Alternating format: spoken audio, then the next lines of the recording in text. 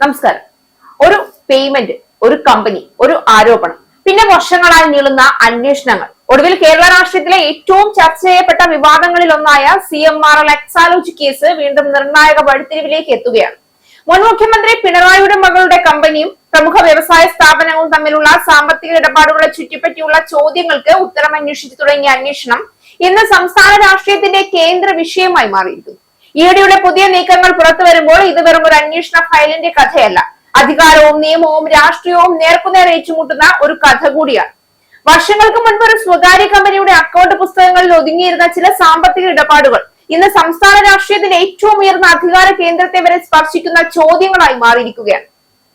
മുൻ മുഖ്യമന്ത്രി പിണറായി വിജയന്റെ മകളും അവരുടെ കമ്പനിയും കേന്ദ്ര അന്വേഷണ ഏജൻസികളുടെ നിരീക്ഷണ വലയത്തിൽ തുടരുമ്പോൾ ഓരോ പുതിയ നിയമ നീക്കവും കേരള രാഷ്ട്രീയത്തിൽ പുതിയ തരംഗങ്ങൾ സൃഷ്ടിക്കുകയാണ്.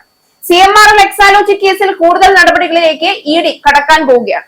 അടുത്തിടെ നടത്തിയ റെയ്ഡിന് പിന്നാലെ മരവിപ്പിച്ച 242 അക്കൗണ്ടുകളിലെ 18.36 കോടി രൂപ കണ്ടുകെട്ടാനാണ് ED നിലവിൽ നീക്കം നടത്തുന്നത്.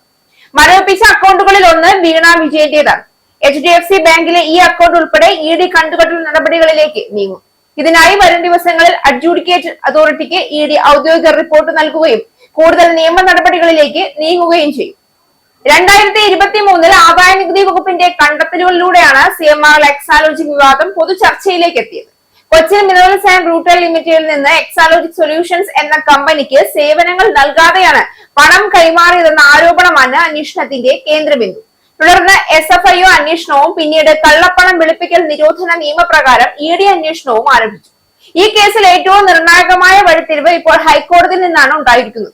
ഒരു ഷെഡ്യൂൾഡ് കുറ്റകൃത്യവുമായി ബന്ധപ്പെട്ട FIR ഇല്ല എങ്കിലും EDക്ക് അന്വേഷണം നടത്താനും സ്വത്ത് കണ്ടുകെട്ടൽ പോലുള്ള സിവിൽ നടപടികൾ സ്വീകരിക്കാനും അധികാരമുണ്ട് എന്ന് കോടതി വ്യക്തമാക്കിയിരിക്കുന്നു. അതോടെ അന്വേഷണത്തിന്റെ നിയമസാധുത ചോദ്യം ചെയ്ത് മുന്നോട്ട് പോയ വാദങ്ങൾക്കാണ് തിരിച്ചടി ലഭിച്ചിരിക്കുന്നത്. റെയ്ഡുകളിലൂടെ പിടിച്ചെടുത്ത ഇലക്ട്രോണിക് ഉപകരണങ്ങളും ബാങ്ക് രേഖകളും നിലവിൽ ഉദ്യോഗസ്ഥരുടെ വിശദമായ പരിശോധനയിലാണ്. വരും ദിവസങ്ങളിൽ വീണയുടെ ബാങ്ക് ലോക്കർ പരിശോധിക്കാനും അവർക്ക് ചോദ്യം ചെയ്യലിനായി സമൻസ് അയക്കാനും ED തീരുമാനിച്ചിട്ടുണ്ട്. നേരത്തെ നടത്തിയ റെയ്ഡുകളിൽ വീണയുടെ ഫോൺ, നിക്ഷേപ രസീതുകൾ, CMRLുമായി ബന്ധപ്പെട്ട രേഖകൾ, ഇലക്ട്രോണിക് ഉപകരണങ്ങൾ എന്നിവ ED പിടിച്ചെടുത്തിരുന്നു. ഈ രേഖകൾ തുടർ നടപടികൾക്കായി സ്ഥിരമായി കൈവശം വയ്ക്കുന്നതിന് അഡ്ജുഡിക്കേറ്റ് അതോറിറ്റിയുടെ അനുമതി ആവശ്യമാണ്. ചോദ്യം ചെയ്യുന്നതിന് മുന്നോടിയായി വീണയുടെ ബാങ്ക് ലോക്കർ പരിശോധിക്കാനാണ് ED ആലോചിക്കുന്നത്. ഇതിനുശേഷം വീണയ്ക്ക് ചോദ്യം ചെയ്യലിനായി ഉടൻ സമൻസ് നൽകും. ED ഡയറക്ടറുടെ അധ്യക്ഷതയിൽ ചേർന്ന ഉന്നതതല യോഗത്തിൽ അന്വേഷണം വേഗത്തിലാക്കാൻ നിർദ്ദേശം നൽകിയിട്ടുണ്ട്. CMRL സുപ്രീം കോടതിയെ സമീപിക്കാൻ സാധ്യതയുള്ളതിനാൽ കൃത്യമായ തെളിവുകളോടെ പഴുതടച്ച അന്വേഷണമാണ് ED നടത്തുന്നത്. ഇപ്പോൾ എൻഫോഴ്സ്മെന്റ് ഡയറക്ടറേറ്റ് സ്വത്ത് കണ്ടുകെട്ടൽ നടപടികളിലേക്ക് കടക്കുമെന്ന വാർത്ത പുറത്തു വരുമ്പോൾ കേസിന്റെ ഭാവി ഏത് ദിശയിലേക്കാണ് നീങ്ങുന്നതെന്ന ചോദ്യമാണ് വീണ്ടും ഉയരുന്നത്. കോടതി മുറികളിൽ നിന്ന് രാഷ്ട്രീയ വേദികളിലേക്ക് നീങ്ങുന്ന ഈ പോരാട്ടത്തിന്റെ അടുത്ത അധ്യായം എന്തായിരിക്കും? അതാണ് ഇനി കേരളം ഉറ്റുനോക്കുന്നത്. ഇനി മുന്നിലുള്ള സാധ്യതകൾ എന്തൊക്കെയാണ്? ഒന്നാമതായി ED സാമ്പത്തിക രേഖകൾ, ബാങ്ക് ഇടപാടുകൾ, കമ്പനികളുടെ അക്കൗണ്ടുകൾ എന്നിവയുടെ അടിസ്ഥാനത്തിൽ താൽക്കാലിക സ്വത്ത് കണ്ടുകെട്ടൽ നടപടികളിലേക്ക് അതിവേഗം നീങ്ങാൻ സാധ്യതയുണ്ട്. രണ്ടാമതായി അന്വേഷണത്തിൽ ലഭിക്കുന്ന തെളിവുകളുടെ അടിസ്ഥാനത്തിൽ കൂടുതൽ ചോദ്യം ചെയ്യലുകളും നിയമ നടപടികളും ഉണ്ടായേക്കാം. എന്നാൽ ഇതൊന്നും കുറ്റം തെളിഞ്ഞുവെന്നോ അന്തിമ വിധി വന്നുവെന്നോ അർത്ഥമാക്കുന്നില്ല. അന്വേഷണം, വിചാരണ, കോടതി വിധി എന്നിവയിലൂടെ മാത്രമേ നിയമപരമായ ഉത്തരവാദിത്തം നിർണ്ണയിക്കപ്പെടൂ. രാഷ്ട്രീയപരമായി നോക്കുമ്പോൾ ഈ കേസ് പിണറായി വിജയന്റെ പൊതുജീവിതത്തിലെ ഏറ്റവും വലിയ വെല്ലുവിളികളിൽ ഒന്നായി മാറിയിരിക്കുകയാണ്. ആരോപണങ്ങളെ അദ്ദേഹം തുടക്കം മുതൽ രാഷ്ട്രീയ വേട്ടയാടലായി തള്ളിക്കളഞ്ഞിട്ടുണ്ട്. മറുവശത്ത് UDF ഈ വിഷയം കമ്മ്യൂണിസ്റ്റ് പാർട്ടിയുടെ തന്നെ വിശ്വാസ്യതയെ ചോദ്യം ചെയ്യാനുള്ള പ്രധാന ആയുധമാക്കി മാറ്റിയിരിക്കുകയാണ്.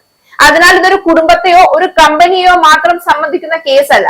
കേരളത്തിലെ അധികാരം, ഭരണ നൈതികത, അന്വേഷണ ഏജൻസികളുടെ സ്വാതന്ത്ര്യം, നീതിന്യായ വ്യവസ്ഥയുടെ ഇടപെടൽ ഇവയെല്ലാം ഒരുമിച്ച് പരീക്ഷിക്കപ്പെടുന്ന ഒരു രാഷ്ട്രീയ നിയമ പരീക്ഷണശാലയായി ഈ കേസ് മാറിക്കഴിഞ്ഞു.